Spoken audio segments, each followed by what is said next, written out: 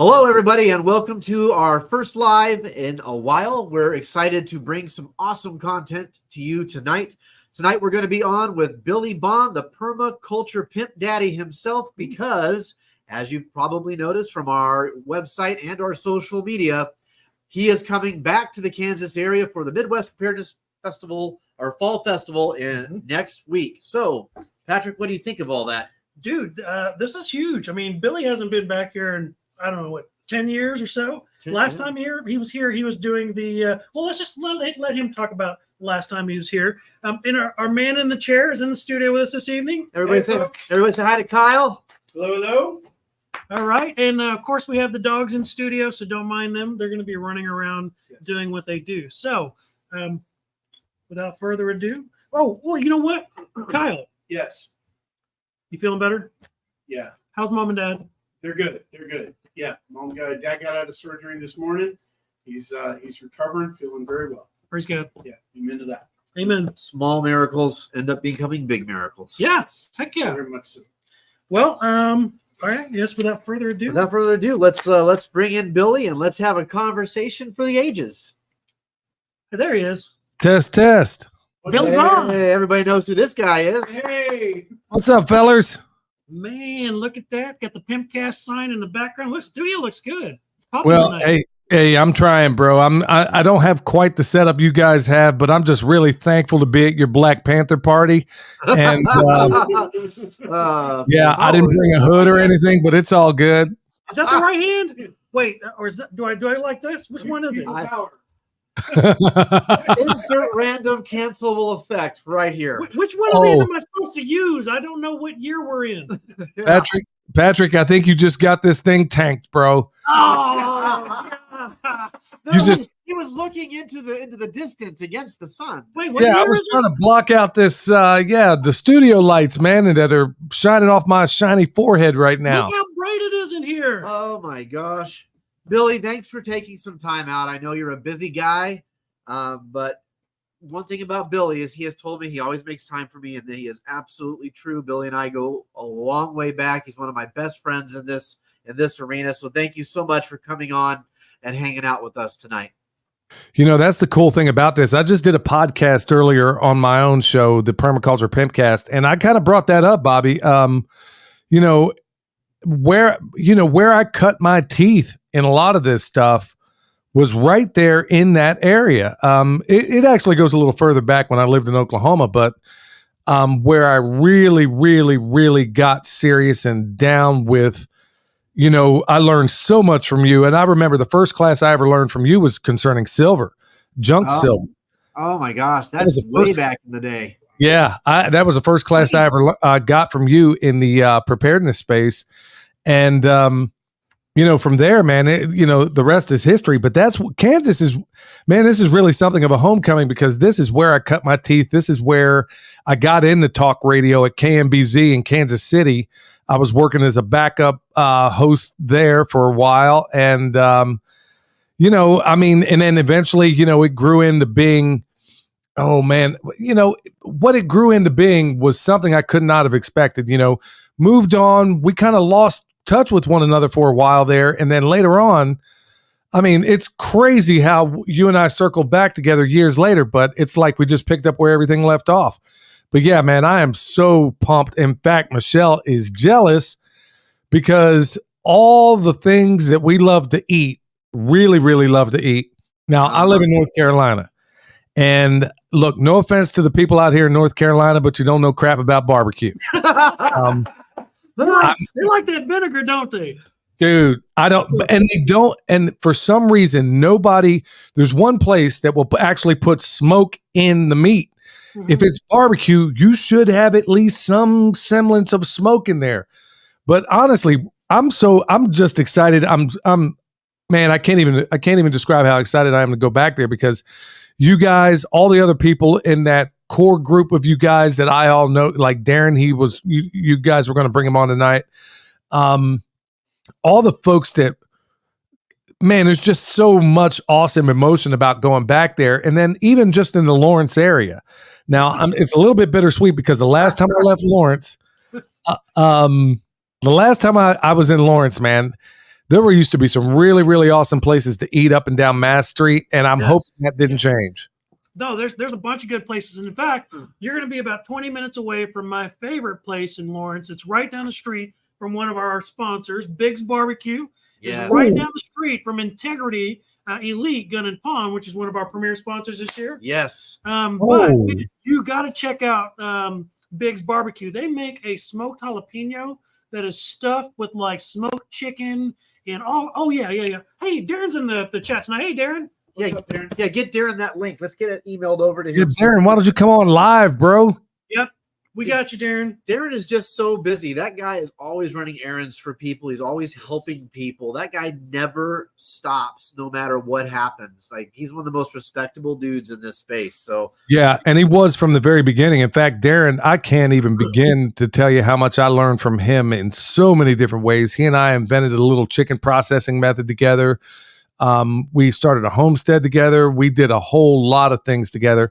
But honestly, Darren is one of those guys, man. You could drop him off in the Arctic Circle with parts to a VW Bug, bro, and he'll probably make a 747 and fly up out of there.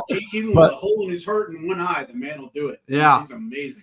I never seen anything Darren, like send it to you, brother. all right, yeah, Darren, Patrick just sent you the link to the live. Let's get you in here in a few minutes, bub. What's cool about what's going to happen at the festival, for those of you who haven't figured it out yet, Billy is coming back, and he's going to be our headliner Saturday afternoon. But Darren is also our local guy from Hacks for the Homesteader, and the two of them are teaming up. And I got to see this live at Kentucky Sustainable Living. Yes. Last year Yeah. when we were there. Fall. We got to see Darren and Billy, and I still have one of the most epic pictures of Billy Bond while Darren is bent over doing something with the meat. Billy's got that pimp hand up. You like put me up to it. Oh, yeah. And so I took the picture and I made a meme and I said, Billy's pimp hand is strong. Way strong. Because it's, Darren Strong and Billy Bond. So the whole thing was just silly, but I will have to make sure that picture gets posted so people can see that. Oh, I think that's going to have to make it to the festival. We might have that up on stage and like have you guys sign that. Do you remember, Billy? Do you remember the head? Whatever happened to the head? Did we find out what happened to that hog head? I do not know, man. I mean, bro, you could probably find Bin Laden easier than you can find that hog head right now. Yeah, boy. I forgot all about that. That talk just reminded me of that. I forgot about that. We were hiding that thing everywhere. Gosh. Yeah. Just so you guys understand, that when Billy and them did this class, there was a hog head that somebody wrapped up, and there was a game that people like to play, and it was like hide the hog head in somebody's like pickup truck. And man, it went from like somebody's. It was all over. I'm glad we didn't take it home, or at least I don't think we took it home. I didn't. Bro, what I was hoping for was a camp out or something where we could like replicate that scene in The Godfather where he wakes up with that horse's head.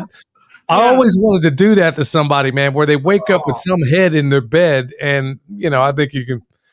Yeah, I shouldn't even be giving you guys ideas, man. We got enough practical jokes between us that it's a wonder any of us are still alive, to be honest with you. Yeah, I was gonna say, are you sure you want to give me ideas, Billy? Because I don't like to be dared.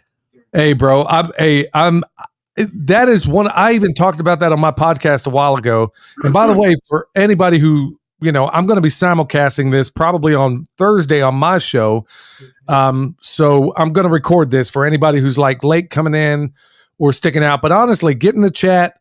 Everybody out there, hit that like button because it tells everybody out there to start suppressing us immediately. Yes, sir. Right now. So hit that like. You got to tell everybody that we're live, man. The powers that shouldn't be don't want to have these conversations, and they definitely don't want to hear the brotherhood, the fellowship.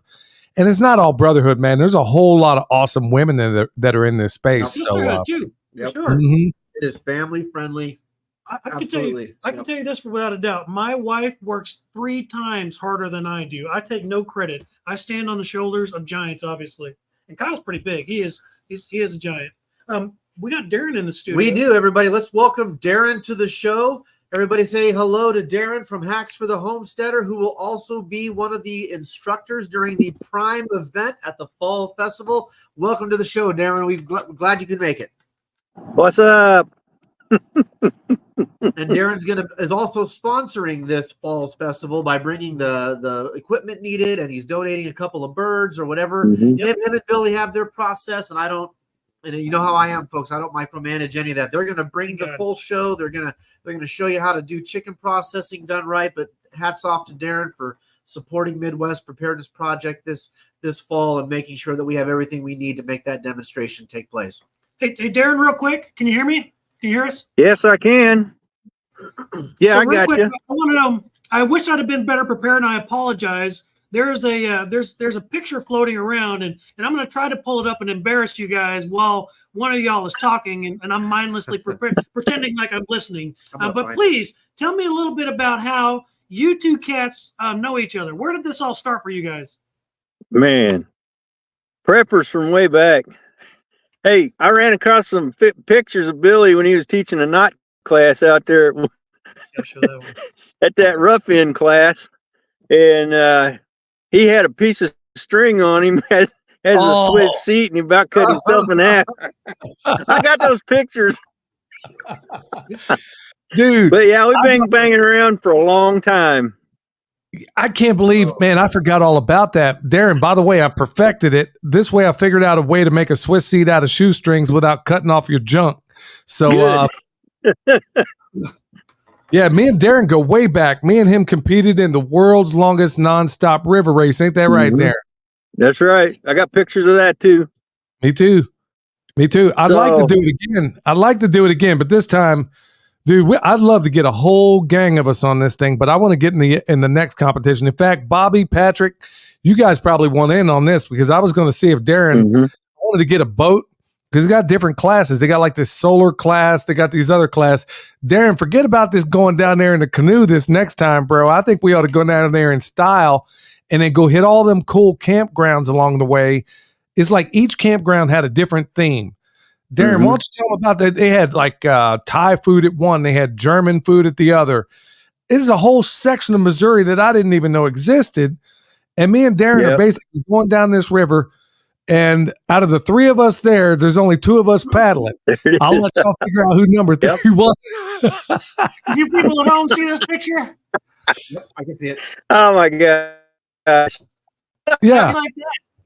Hey, Billy, how come you're not wearing a skirt? Yeah, no, I'll tell you the messed up part. When we finally got off that thing and then we needed a spatula to get me up off that seat, we get over there and there's a news reporter. Now we just did the world's longest nonstop river race, and there's this news reporter out of St. Louis, and she's asking, of course, she sees a brown person and she's got to come up and ask me. And she said, well, what was it like? I said, she said, what was it like? And I said, well, I know what the experience was now being on the Amistad. And she just dropped off the microphone, dude. Oh, that's funny. But Darren, we had some. You hear the minds breaking somewhere online right now. They're going, "Oh God, he just said." See, if I didn't get us canceled, see, we're working on it though. No, me and Darren had some fun, man. We'll make sure we got chilled salad forks also. The chilled. Hey, Darren, you're cutting out, so I'll tell him. Darren, you cut out. You got to tell him that story. Chilled salad fork. Well, you were complaining about it with all the other people around. So Patty got some tinfoil and wrapped them in ice. Wrapped the forks in ice and brought us chilled salad forks. And these guys, they just about threw their stuff down on the left. It's like sleeping in an RV, taking showers every day. They got mites and shit because they're sleeping on the sandbars. Oh no. Me and Darren ended up getting a wealthy benefactor to sponsor this race for us. And because we were able to do it for disabled veterans or whatever, well, people were breaking bread. And we were also, as long as we put that sticker on the side of there, we were able to get about $5,000. Well, most of the people that were doing this race were doing it on a shoestring budget. But it's this kind of camaraderie you build within these communities. And this is why so many people need to go to something like this, is that, you know, I built friendships here that are always going to last. You guys are ever in North Carolina, you know where you can stay. I know that I know if something jumps off, I'm with you guys, but for all the people that are out there thinking, okay, is this thing for me? Well, man, I could tell you, we could all tell stories about each other.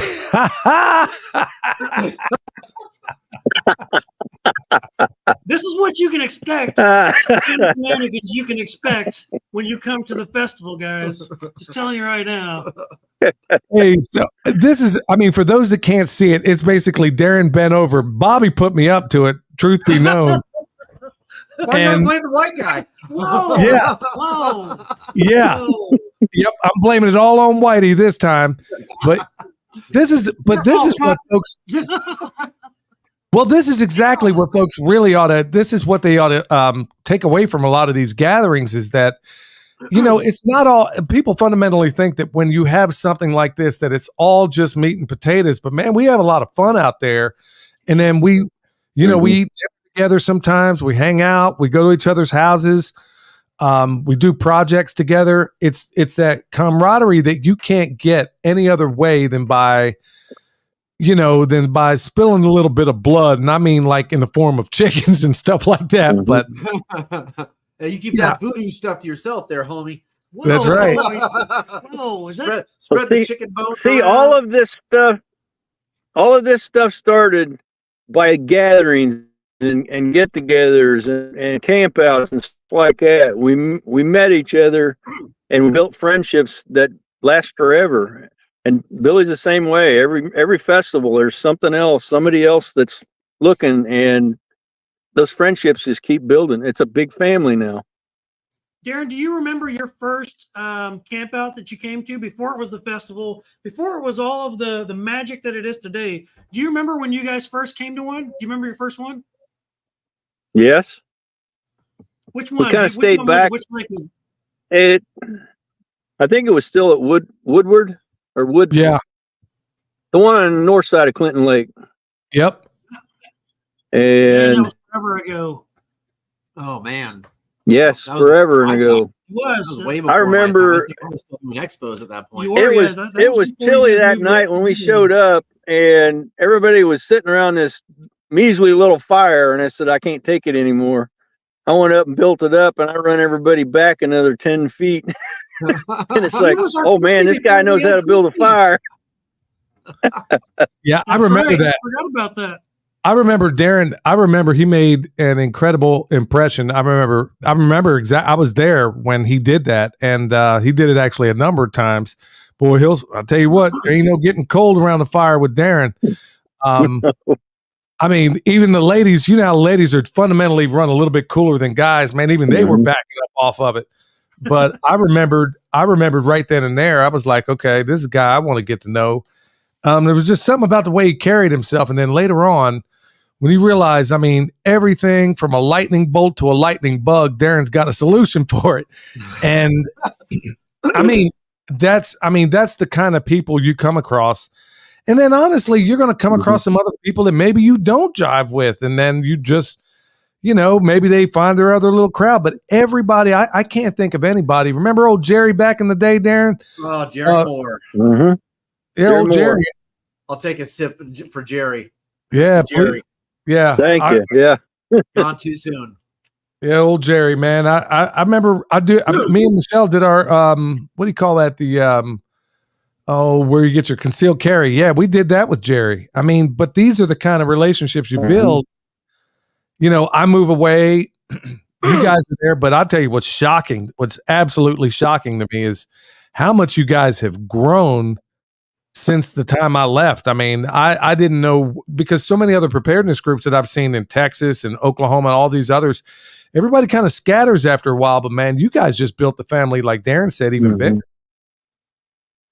Yeah, you know, it started off with people like Darren continuing to come back and then bringing a friend and then them bringing a friend. And now Darren's like the old head. Mhm. And now we've got new families coming out. And really, Bobby was the catalyst. Really, and truthfully, we drug along and we were stagnant for a long time and just kind of like a handful of families. But until Bobby decided to come be a part of the Death Scooter Squad Fun Club, man, it really flourished. Hey, if y'all are new coming into this chat, do us a favor. Remember, hit that thumbs up because it tells everybody that we're live, so they can start suppressing us immediately. So yeah. Yeah, You man. gotta I'm not gonna lie, I was on prepper burnout for a while after all the expos that we put on, and then all the shenanigans that took place in the Kansas City groups. And I was just, 2016, I was done. I was ready to walk away and just worry about my family, my prepping group, and my little circle of friends. And then, oddly enough, it was Crispy a few years ago who was like, "Hey, why don't you just come with me?" So I packed Ronan up in the car and we went, and Patrick and I finally got formally introduced. I had met you a handful of times at a few of the expos that you had come to with your crew, and we actually finally got to meet for real, and the rest is history, man. Here we are. It takes a village. Well, and then obviously, you guys can't see him right now, but our dude in the chair. Where's Kyle? Bring Kyle on screen. Boom! What's up? Yeah, Kyle has helped us beef There he is. Value. We have a real stage now. He helped fund he helped crowdsource the tent. He's our carpenter stage manager. He's now one of our technicians in the background, making sure all these streams run fluently. So just the Goofy Brute Squad. Everybody's got a role, and I think that's what to your point, Billy, and to your point too, Darren, is everybody has a role, and everyone has to learn where they fit into the puzzle. And as long as you're not jockeying for the same piece of the puzzle, there's no reason these things can't continue to grow and flourish. Amen. I got a question for you guys, because I get a lot of the preparedness stuff on my podcast, and I just want to ask you guys, because all of you guys are old hands at this. I know this is your live, but I really want to ask this question. And why is it, or have you? Let me not ask a leading question. Have you ever noticed that whenever there's a Republican in the White House, the community shrinks, and then when there's a Democrat in there, it grows? Have you guys ever observed this, or is it just a phenomenon that I'm observing? That was what kind of killed the full spectrum preparedness in Kansas Prepper Expo, is when Trump got elected, everybody got comfortable.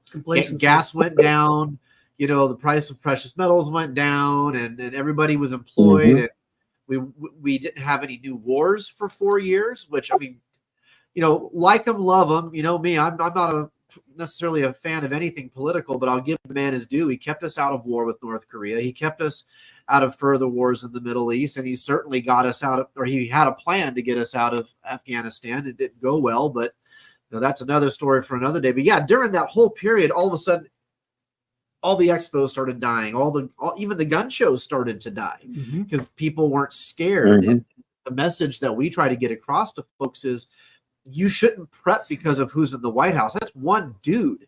One dude, man.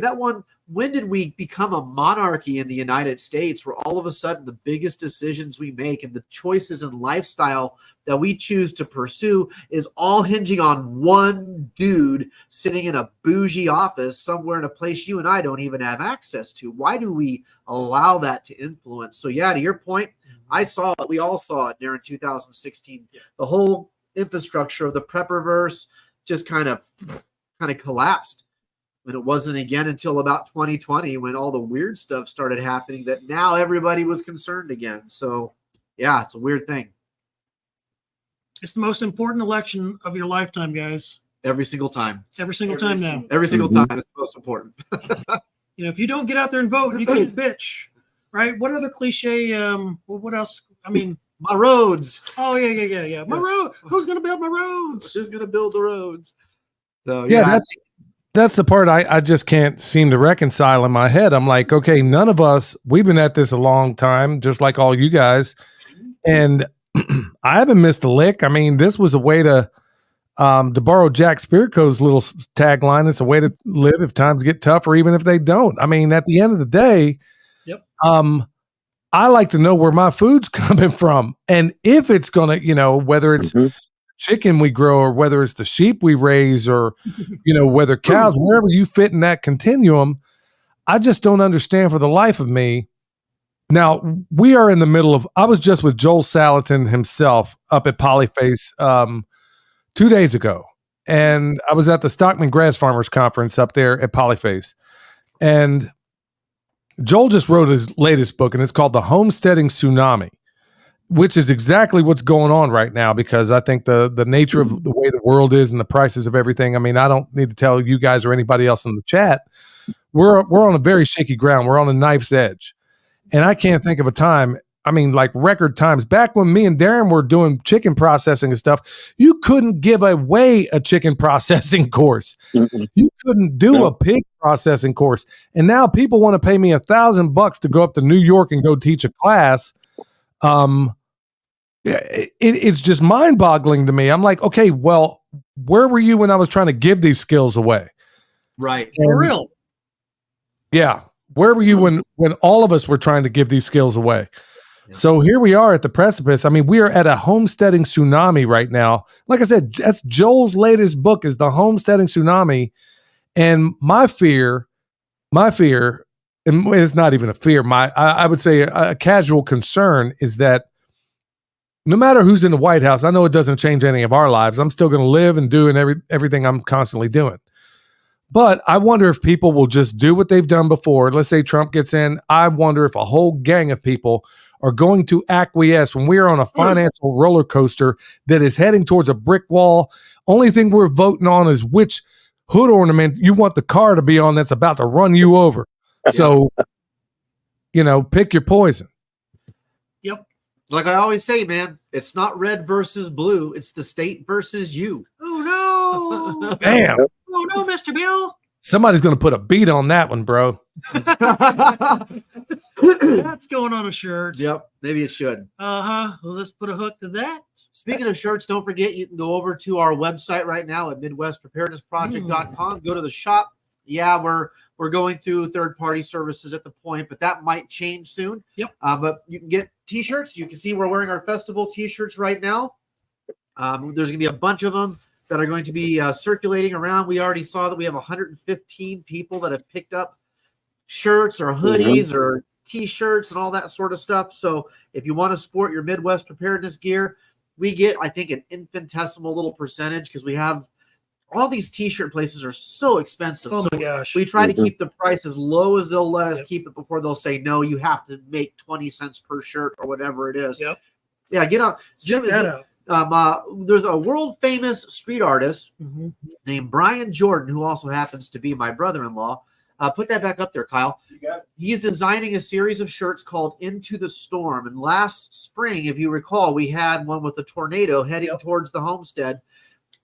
He draws with a tribal kind of design there at the bottom, but then he uses Japanese art style to draw whatever. So the tornado looks a lot like the incoming meteor in this one. And he's going to do a series of shirts, each with some kind of impending disaster. Some of them are going to be funny, tongue-in-cheek. Some of them are going to be like these. But we'll turn them on every time we have a festival so you can pick up the shirts in the series that you don't have. And a little bit of it goes back to fund the project. Yep. Hey, I don't know if Darren's audio is good or not, but we're going to be doing Darren, what method of chicken processing are we doing the old-fashioned way where it's whole, or are we going to piece these suckers out the way you and I come up with? Everybody does that whole thing. I think we need to, I'm going to bring a box to kind of simulate a small freezer and show them how we can pack a bunch of birds in a little freezer. Just do it our way. Good. Not everybody learns that way. I'm almost done with the book, so that'll be coming soon. Yeah. You need any help on how to? Well, I think you got all the help you need. But hey, you know what's really cool about that chicken processing method, y'all? And this is for everybody else out there in the chat. This is why you want to get Darren's book, and this is why you want to learn this method, because a lot of folks don't have 7 freezers out in their garage like I do, and a lot of folks, in most cases, you don't.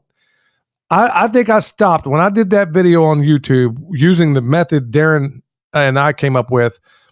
I kid you not, I got 40 full-grown Cornish cross chickens into that freezer, and I still had space left over.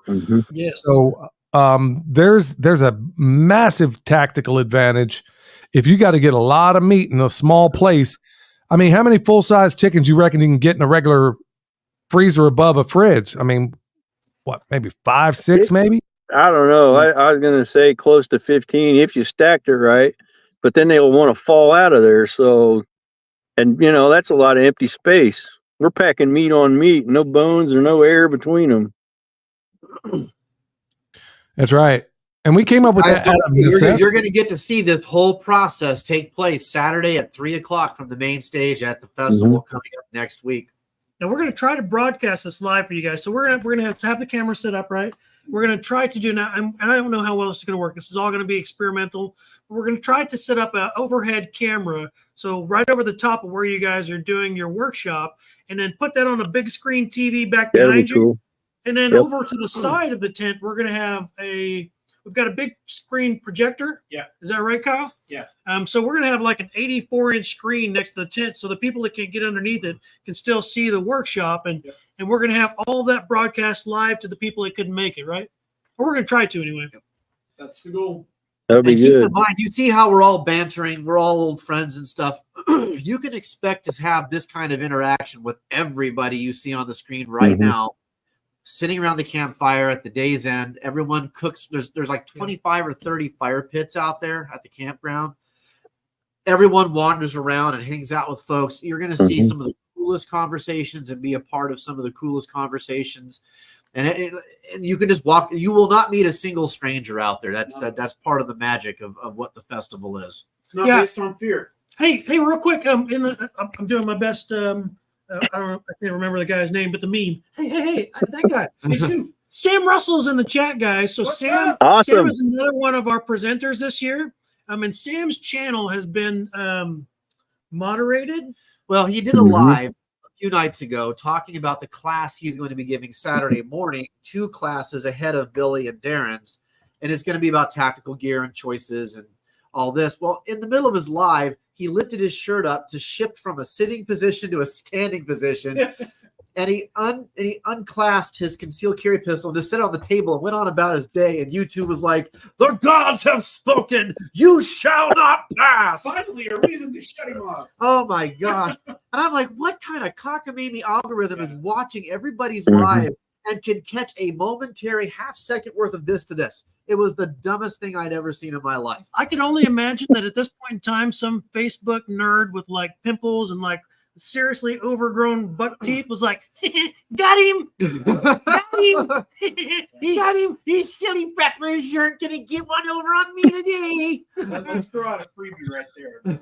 I'm gonna show this real quick too. If you haven't checked out his channel, I highly recommend it. He's got some good stuff. Send him a like, guys, and subscribe, please. Sam's gonna be doing a talk on bearing the load at the festival as well. You're not gonna want to miss it. Bearing the burden. If you're a typical prepper and all you do is LARP with your gear, he's got info for you that you need to hear. Yeah, absolutely. Man, look at this. Bobby's dropping off. Oh, boom. Yeah. Man, I tell you what, man, you got to love some of the comments in the chat too. Sam says these guys are experts at fitting a lot of meat in a small space. Yes, we are. Sam is also a Marine, so you know what? You're going to get it from him either way. Well, then, Vicky, let's address this real quick, Darren. She says bones are nutritionally important too. Now, Vicky, she's fantastic. If people in the chat don't know her, the whole animal should be respected, and we do. So, Vicky, let me tell you what I do with them. Exactly. Let me tell you what I do with the parts that we don't use. First of all, the most nutritious bones are going to be the marrow bones. Those are going to be in your extremities, okay? Yep. Well, all those get kept. The ones in the rib cage, you're not really getting as much out of it. You could to a certain extent, but I'll tell you what I've done on my farm is we make pig sickles out of it. So everything, if I got to get all that meat in a small space, well, all those cavities go one of two places. And I know Vicky probably knows this, but she's, and maybe Darren, you want to hit on this one too. Well, there's a method and it's easier than folks. It makes no sense to me. If you're going to piece the bird out anyway, why not just do it right off the bat? Keep the rest of that chicken. It's already been fasting. I can freeze it immediately. And then I throw that pig sickle out to my pigs. That's what I use it for. But honestly, all of your critical bones, this is a method mostly for people that just ain't got the freezer space. Darren, you want to hit on that? No, I remember when we first started doing it. Remember the old GP medium? Oh, yeah. And we just started compost it out. that was a learning experience for Billy. Yes, it was. Where'd them carcasses go? Anyway, we learned from that. And what I'll do is break them up, take the head off, and we'll use that as a broth. And then the last step will be either compost or for the pigs. I hope we get some pigs this year so I can do that. But pig's feet go to dogs. As much of the other as I can, we'll turn into dog food. But all parts of that bird get used 2 or 3 times before it ends up in the compost. So we are using every part of it. But the main goal is to get the meat in the freezer, and then all the other is just frosting on the cake, basically. Hey, Vicky, real quick. Yes. So I think Tim's talking about Sam in the Sam chat. Russell, yeah. Yeah. So Sam, who will be at our festival, he makes homemade jerky, and it's Yes. it's spicy, Awesome. but it's awesome. Yeah. Yep. Yeah, that's what he's talking about. Tim was talking about Sam's jerky, not the jerky from Sam's Club. Yeah, who buys that? Sam should have some jerky with him this time too, He'd better. if you want to taste. So real quick, I would be remiss to mention, and there's going to be one more live we do on Wednesday with the folks from the Preparedness tour. from the Preparedness Tour. Don't forget, we are part of a larger tour of shows called the Great American Preparedness Tour. And this is the fall, and this will be the final 3 events of the year. We have ours, then we have Self-Reliance Festival, and then Kentucky Sustainable Living. And for those of you who don't remember, we do have these chips. They're poker chips with the 3 logos from the 3 events. And you've had your chance in the spring events to pick yours up. Once you collect all 3 throughout the calendar year, if you can show proof of life that you have all 3 of the poker chips, we now have an example of what you will be getting for your Christmas present. And it is a Mora Basic 511 that we've laser engraved, and it says the Great American Preparedness Tour. And it's proof you can show people that you have completed the tour by going to all 3 of the events. So don't forget that that's coming up as well at the end of the year. Outstanding. That's my shameless plug for the tour for the night. Yeah, I love it. So I was going to say, if there's any chance, Billy, where can we find more stuff out about the channel? So you obviously you have you've got a website, right? So that's permapasturesfarm.com. Right on. Yeah. So I guess you're wanting me to run with that. I got it. Yeah, we got permapasturesfarm.com. We got a YouTube channel, Permapastures Farm. If anybody's watching this right now on YouTube. And then we got the podcast. And the whole intention of the podcast was to say all the things that I cannot say in this platform that none of us could say.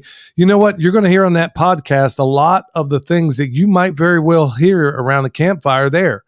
Things that can't be said in this, in supposedly this free speech commons, which, as we know, isn't. You're going to hear on that podcast. And frankly, that's where the largest audience is right now. Right now, the powers that shouldn't be haven't necessarily put the brakes on.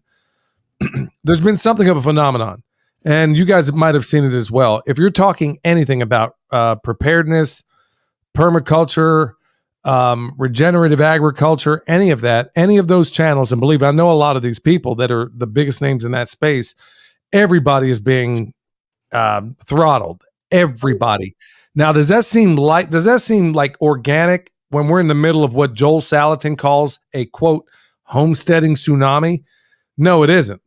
The powers that shouldn't be in these platforms are basically throttling you, folks. This is I'm not trying to weave fear into the equation, but you should be asking yourself critical questions as to the reasons why. Why would the powers that shouldn't be in this platform and every other platform out there, why would they be throttling anybody out there who's saying, hey, here's the strong bond method to processing your chickens. So all of you people that think you live in a neighborhood and you ain't got a freezer, well, this here just answered all your problems, but they don't want y'all to see the light of day. And the number one way around that is directing people to these kinds of festivals where you're going to learn, like Darren said, You can find anybody out there that's going to show you how to process a whole bird, but how many people are going to show you how to put, like I said, I stopped at 40 because I ran out of birds before I ran out of freezer. We put 40 birds in the freezer, and I got the video to prove it, but you're not going to find this information. The YouTube powers or whatever else ain't ever going to let you see it. So whether it's through the podcast or most importantly, through these gatherings, and folks, that's where it really matters. Whenever, like Ben Franklin said at the Second Constitutional Convention, whenever you assemble a number of people to have the advantage of their joint wisdom, you inevitably assemble with all of those people, all of their passions, their prejudices, their errors of opinion, their local interests, and their selfish views. From such an assembly can a perfect production be expected. So it therefore astonishes me, and I believe it will astonish our enemies who are waiting with confidence to hear that our counsels are as confounded as the builders of Babel. He said that at the Second Constitutional Convention, and he was putting a spotlight on the importance of what it meant to be American, this rugged individualism that he was describing all the way back. I think that was 1789 where he'd said that, and it was not long before he died. But he had talked about the value that whenever you get a number of people, no matter where they came from, and you put them in the same place for the advantage of their joint wisdom, that only the best, if you can remove ego, if you can remove cattiness, he like he said, he can't even believe, and this is Ben Franklin, couldn't even believe what was possible whenever you assemble people of their own volition. If you get a bunch of let's call them anarchists, or I'll use a nicer word. No, I'll just go with Bobby's word, his favorite word. But whenever you get all these people in one spot, there is nothing but good that can happen out of it if everybody goes in there with the right contentment and the right heart. And that's exactly what Midwest Preparedness Project, and this is why I'm so excited to be there. And I don't know that I could add anything more to what Ben Franklin said, but that's why I memorized it, because it's so important that we don't forsake the gathering of each other and ourselves, because this is where do you think this happened? This Liberty happened. It happened in Liberty Tavern in Philadelphia. They were speakeasy back in the day. Why do you think they shut down the bars when the sweet and sour sniffles was on the rise out there? Yep. Why do you think they shut all this down? Well, that's exactly the reasons why. They don't want people knowing about the strong bond method. They don't want them to know that there are other people that feel every bit as marginalized. So if you're one of those marginalized people, come out with the rest of us out there and join us on the aisle of misfit toys at the Midwest Preparedness Project.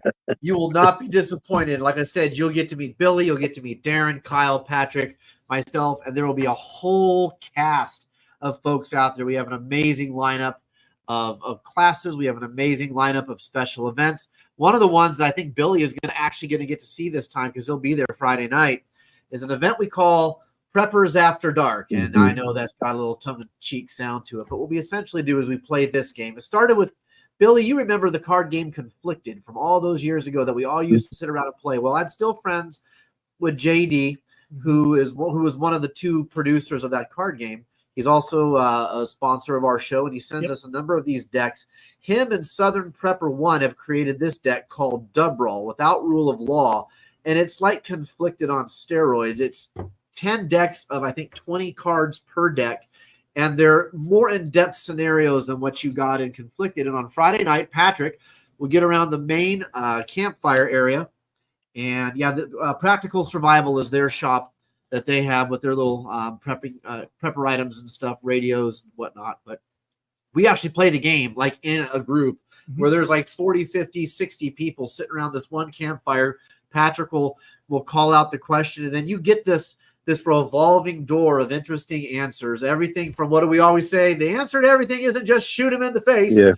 But you get the types who do that, then you get the types who are more introspective and who have, and you're going to hear the variety of opinions and how people think that they will handle these scenarios. And it's what I like to call the proving grounds. This is where you can start to figure out how the people around you that you associate with might actually view once they've gotten a couple of beers into them or their second whiskey for the night, and that barrier drops. They start just spewing what they would not say otherwise, and you're going to get to hear some pretty interesting opinions and participate in that particular exchange.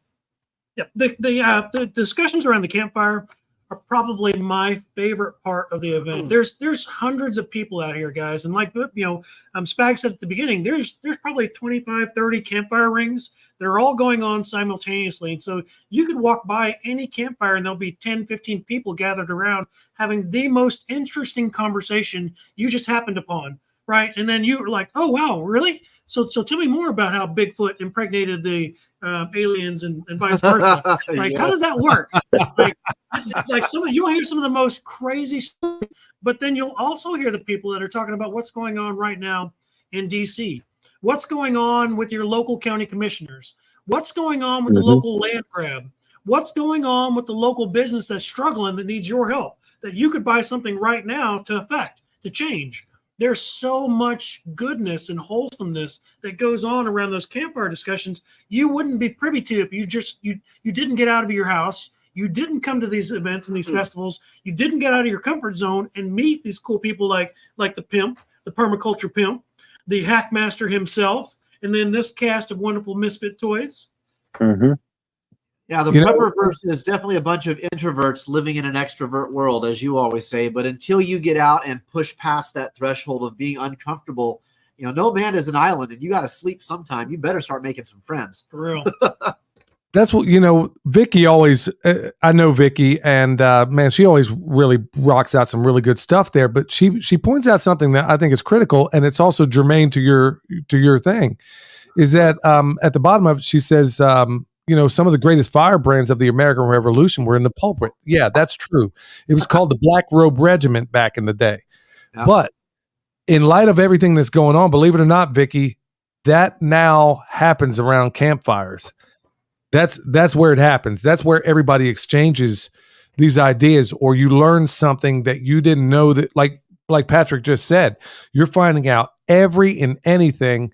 And then you're going to also find those people who, might just be talking, but, discernment isn't figuring out what's right and wrong. It's trying to figure out what's right and almost right. So, I mean, as Charles Spurgeon put it. So, but that's a very good point, Vicky. That's where it happens right now. That's our modern Liberty Tavern these days, is around the campfire. Yep. And hell, last spring we got to see the Northern Lights. Oh, that was fantastic in Kansas. Yeah. So you'll get to see some pretty neat stuff out there. And you'll be woken up at 3 o'clock in the morning by the screech owls. And if you've never heard that sound, don't worry. It's not a Sam Squanch, Ricky. It's just the screech owls. It's a Sam Squatch. Hey, this is Lawrence, man. It could be, some trans-testicle polar bear rolling up on you. Oh God, it's got Birkenstocks. Signing on as your proctologist, man. You never know. Billy, come on. You know what? If we didn't get canceled before, we're getting canceled now. They work for Laura. Oh, see? We're out. That's it, folks. It's a wrap. Show's over. Good night, everybody. Yeah. Everybody go home. Billy messed it up for everybody. Oh, no, man. This has been a great live. Thanks so much again for coming, guys. And Darren, thanks for coming in on that Hail Mary at the final hour. It's been awesome. Thank you. You're welcome. So Darren, tell us about your channel. Where can people find out more about you? Well, Hacks for the Homesteaders, a YouTube channel. Also have the same name on Instagram. My name under Facebook, MeWe, Rumble. I've got a whole bunch of them. I'm on X. I still got to get with Patrick and finish up my website, but when the website's gonna get fired up under our farm name, Grasshopper Creek Farms. So that's where all the merchandise and the stuff will get sold through. Is that? But yeah, I know. I just trying to keep the community running, and vehicles and lawnmowers and tractors and on. So yeah, you're right. I'm kind of busy. Yeah.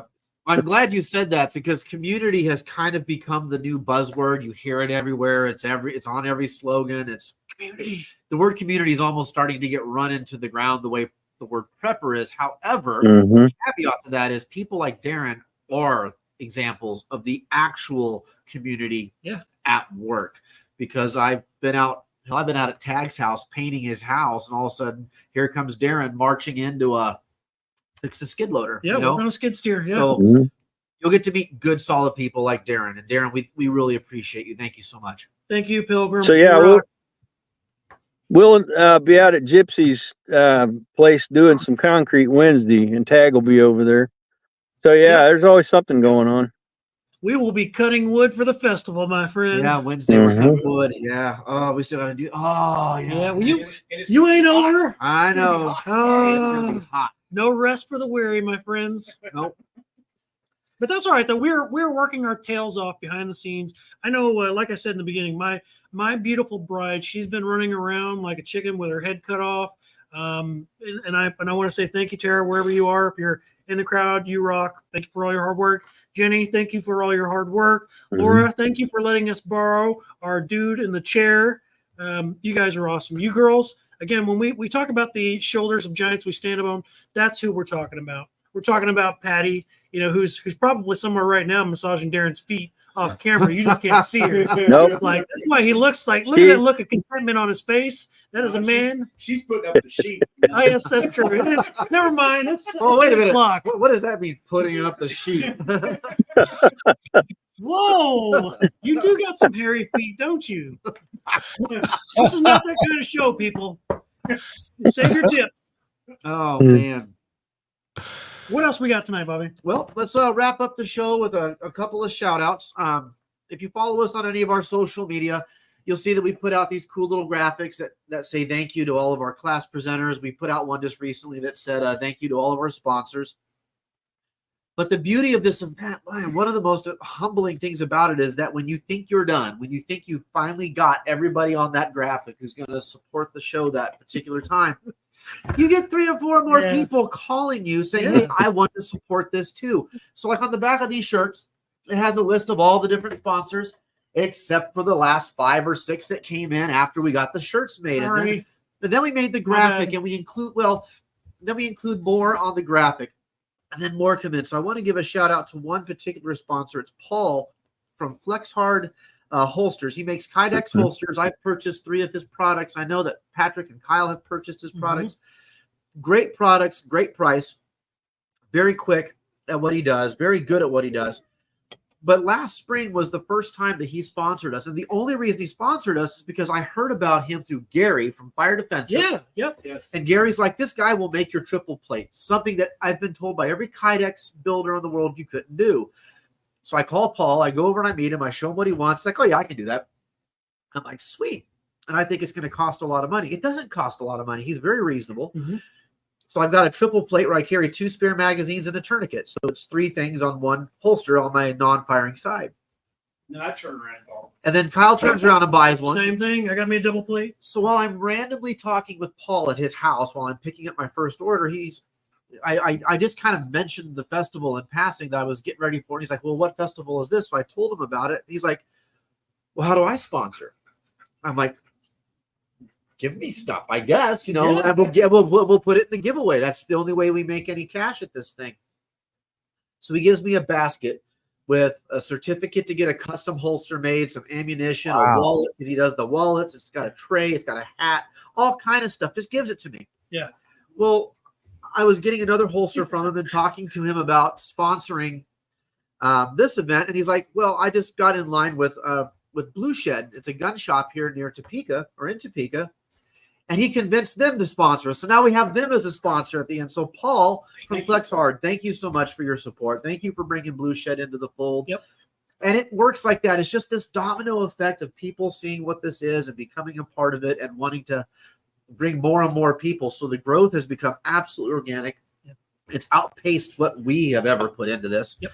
And for that, we are eternally grateful to everybody who helps support the Midwest Preparedness Project. Yeah, there are so many faces and names that we'd be here all night thanking all of you. But please don't think that means we're not grateful. We love each and every one of you. Everybody that donated to the tent, which Billy, you're going to see, it's a beautiful tent. Everybody that donated to the project in some form or another, we're grateful for each and every one of you guys. Looking forward. It's a beautiful tent. It's a great tent. It's the most tremendous tent. It's a tent to be at the end of all tents. It's Believe me, I'm gonna build It's a beautiful day at the tent. Love my tent. and Billy's gonna pay for it. You're gonna love my tent. Sorry, I couldn't help We're it. gonna put up Hey, I know how to solve. You guys don't know how to solve these problems here, Darren. I can't believe you didn't hook these guys up. For all your new sponsors, why don't you guys make a cape or something, man? I mean, dude, there is nothing more pimpalicious than a cake. Wait Cape. a minute. So this is a pimp And a talking about cane. making You got to have it all, dude. I mean, and then you get enough sponsors, you can like do like swirls on a top hat. Fur line.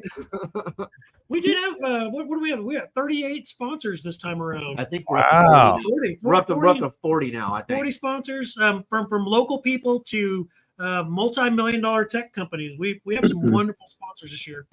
Yeah, thank you to everybody. Thank you so much. And yeah, just because I called out Paul because he recruited for us, and he's to me, it's just part of the miracle of what this thing is.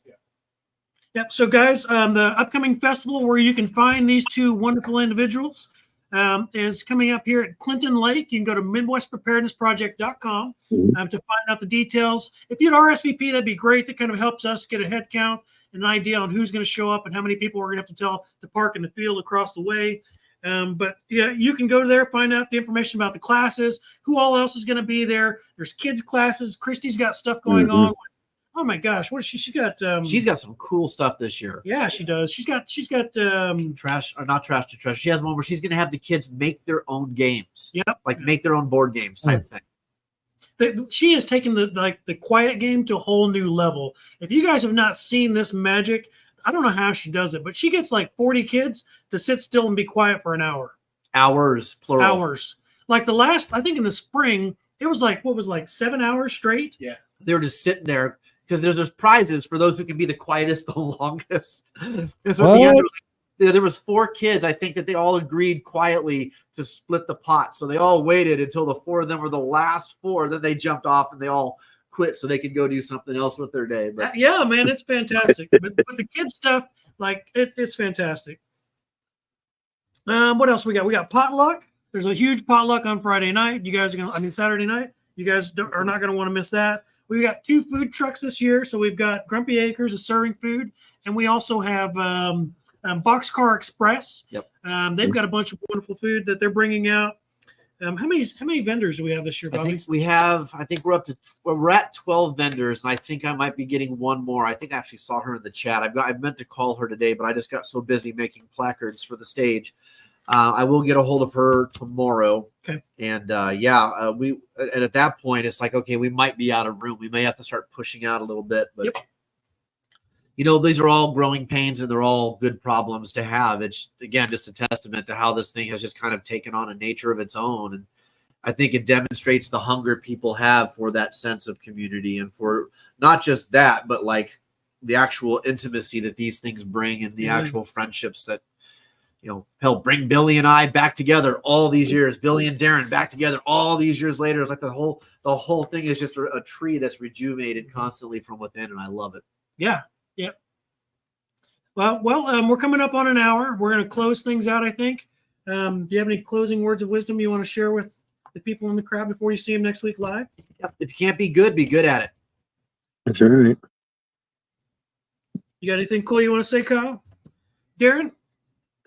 Well, one cool thing, my 33-year-old son is in line to pay his house off the end of this month. So he will be debt free at 33. So if you can't teach your kids something like that with this group that we've got, there's something wrong.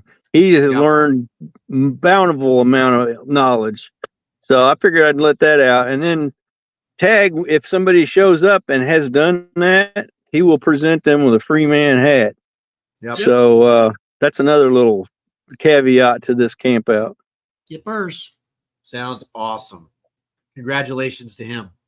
Yeah. Mhm. Don't forget about Awesome. the homesteader. What is it? The hometown homesteader. Oh yeah. Thank you, Kyle. I'll be on it. I'll be talking about multi-generational homesteading, and we've got several other folks that are going to give some short conversation and give you an opportunity to ask questions about things that we're doing. We're local folks, part of the community, and would love to see you. Yep. That's a new platform. Yeah, on Thursday, we're introducing a new event called Hometown Homesteaders. This is going to feature a bunch of the local guys. It'll be a quick variety show. They're going to come up for 15 minutes, talk about one particular thing, take a few questions, on to the next one. So, yeah, we really try to focus on that local flavor. And so hardships, things that they have struggled with, like how'd they get water out of their house? How did they get, their paddock squared away? There's some magic in that. Yep. So we'll be putting out information on that hopefully midweek. I'm waiting on the final presenters to get me some information, and then we'll put out information on that Thursday event. Bill, you got any closing parts of wisdom for us? Yeah, when you're in Lawrence and you're sleeping outside, just watch out for any screech owls that may be dressed like some transtestical polar bear. Outside of that, there's just some freaky screech owls in this world, man. And in fact, if it ever gets down to it, if it gets bad enough and all of us got to start working as man dancers in nursing homes, that's going to be my name. That's going to be my name. Screech owl! Screech! Screech owl! Screech! Screech! Ow! Yeah, so just watch out for those Lawrence screech owls, man. You got to watch out for those, man. So sleep on your back. Till we all screech, screech, screech, screech. All right, guys, cut. It's all right. We're getting canceled. Oh, gosh. Boy, they. Oh, I'm going to jail. All right. All right, guys. Yep. Thank you for coming out, everybody. Darren, thanks for jumping in. Billy, thanks for taking time. Kyle, as always, we love you. We'll see you all in a week. Thank you, guys. Don't forget, it's going to be the All right. week of September. September 3rd through the 8th. See you guys.